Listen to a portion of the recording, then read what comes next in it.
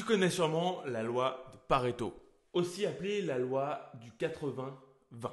Cette loi est simplement le fait que 20% des actions peuvent apporter 80% des résultats. Et ainsi éviter de te perdre dans des détails qui parfois n'en valent pas spécialement le coup ou dans des détails qui peuvent simplement t'embrouiller dans l'atteinte de tes objectifs. C'est un peu comme si tu allais t'apprêter à faire 1000 bornes en voiture et que là tu mets du lave-glace, tu mets des coussins confort, tu prends le temps d'aller acheter des petits trucs à grignoter. Bref, tout est prêt, mais par contre, tu n'as pas vérifié l'huile de ta voiture et tu n'as pas fait le plein d'essence. Sans essence, tu n'iras pas loin. Et sans vérifier l'huile, il se peut que ta voiture n'aille pas loin non plus. Même si le trajet est confortable.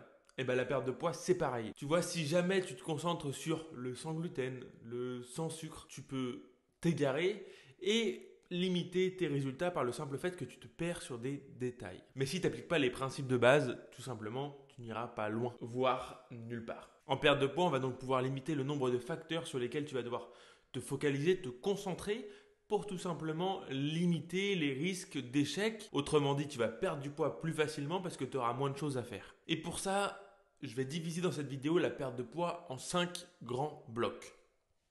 Premièrement, le bloc peut-être le plus important, c'est l'alimentation. Alors bien évidemment, premier point, tu vas devoir créer un déficit calorique, c'est la base de tout.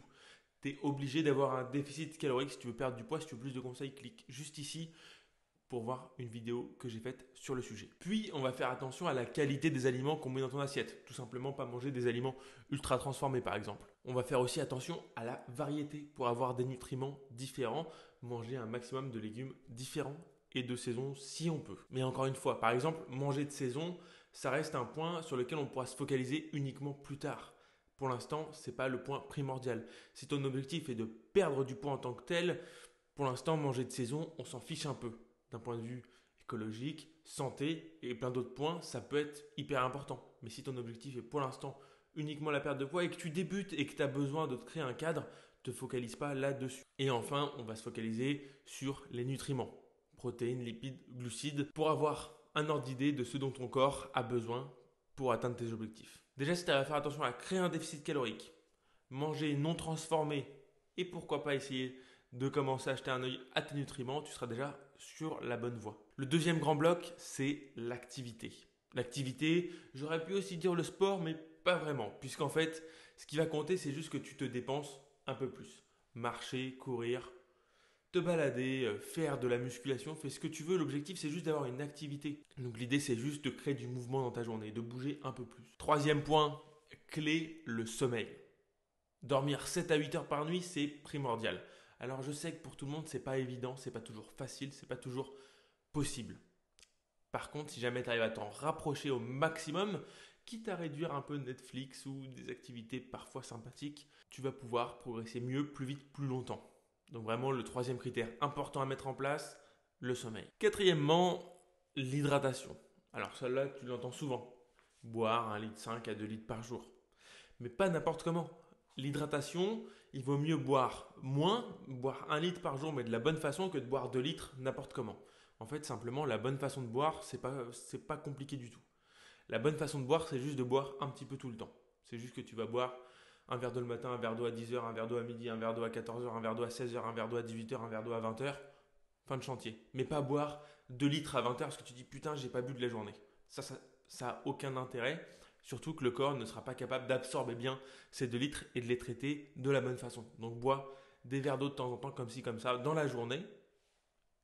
Et si tu arrives à te rapprocher d'1,5 litre, c'est très bien. Et le cinquième point, qui n'est pas des moindres, je vais le diviser lui-même en une grande catégorie que j'ai appelée le stress. En fait, c'est le point peut-être le plus compliqué parce qu'il n'est pas vraiment palpable. Je peux te dire de boire 1,5 litre d'eau, tu peux le mesurer. Je peux te dire de faire un déficit calorique, tu peux compter tes calories.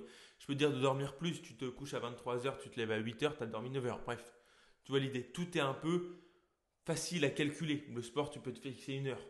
Par contre, le stress, c'est toujours quelque chose, on ne sait pas vraiment. Tu peux avoir l'impression d'être stressé et ne pas l'être, d'un point de vue physique. Tu peux ne pas avoir l'impression d'être plus stressé que d'habitude et l'être. En gros, l'idée ici, c'est de pouvoir relâcher la pression. La pression sur les objectifs de perte de poids, par exemple. Ne pas se peser tous les jours, éviter de culpabiliser, ne pas se restreindre quand tu sors avec des amis En gros, essayer de lâcher prise. En fait, si tu arrives à faire les 4 premiers points déjà, tu es quasiment sûr de pouvoir commencer à progresser et à atteindre tes objectifs. Donc relâche la pression, déstresse. Maintenant, il faut que tu instaures cette routine. Ça va prendre du temps, c'est pas grave. Il faut savoir prendre le temps pour avoir des résultats qui valent le coup. Et surtout, évite de complexifier tout ça. Parce que tu peux te dire, ah ouais, mais attends, j'ai vu qu'il fallait que je fasse un cheat meal dans la semaine, parce que le cheat meal, alors j'ai vu si. Non, là, tu restes sur ces bases-là. Pas de cheat meal, pas de prise de tête, tu changes rien. Tu appliques ces points-là, tu ne bois pas de jus de citron le matin, ça ne sert à rien. Bref, tu restes sur ces points clés. Et une fois que tu auras maîtrisé déjà ces points clés, tu pourras te concentrer sur des choses qui vont aller un peu plus loin, qui vont t'apporter un peu plus de résultats. Mais si déjà tu n'arrives pas à maîtriser bien ces 4 points-là et que tu commences à complexifier la chose, tu risques d'aller tout droit dans le mur. Parce que vouloir trop en faire, c'est souvent le meilleur moyen de ne rien faire du tout, ou du moins d'aller dans le mur. L'idée, c'est vraiment d'être confortable avec ces 5 points avant de passer à la suite. Si tu veux que je te fasse une vidéo justement sur les étapes qui suivent, la 6, la 7, la 8, la 9, la 10, etc., dis-le moi en commentaire. Et si tu veux une vidéo plus détaillée sur chaque point séparément les uns des autres, dis-le moi aussi en commentaire. En tout cas, je te remercie d'avoir regardé cette vidéo jusqu'ici. N'hésite pas à la partager à des amis, à des personnes que tu connais qui souhaitent perdre du poids, progresser ou tout simplement améliorer leur alimentation ou leur rapport à la nourriture. Moi, je te dis à très bientôt pour une prochaine vidéo. Bisous.